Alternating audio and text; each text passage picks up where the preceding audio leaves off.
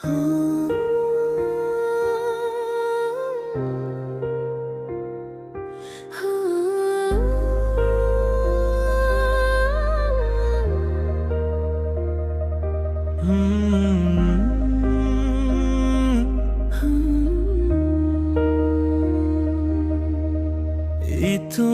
makanghon ko son si manjila muntidam prang alam juri nang sonalam ko son si piprai jilang dam tang asingkan penon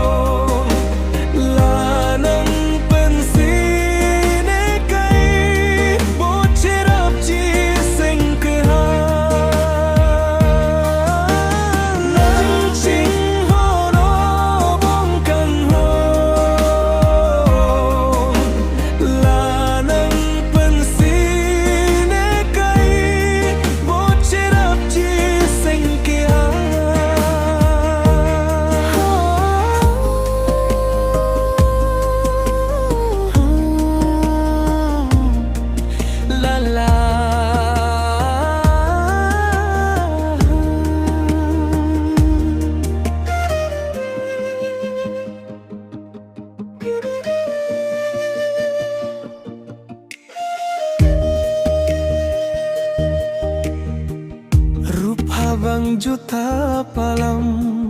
pensing cikir lari nang ate nang sine kang hon ne abang neta sing cikir lale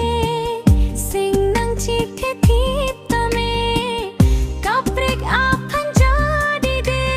nang ten nang chot sido jikai ke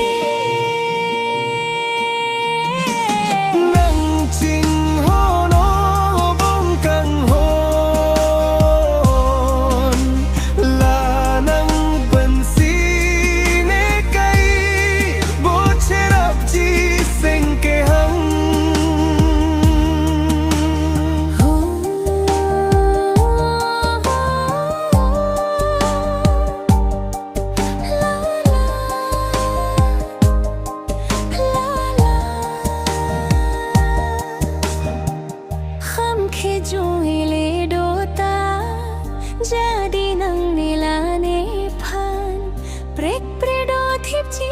kai ke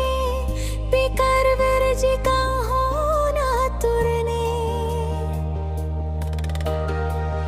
nang pen ka chitong long ke sing ve karong ne kai ke riro le ne tam tame nang phan si sing do e kai ke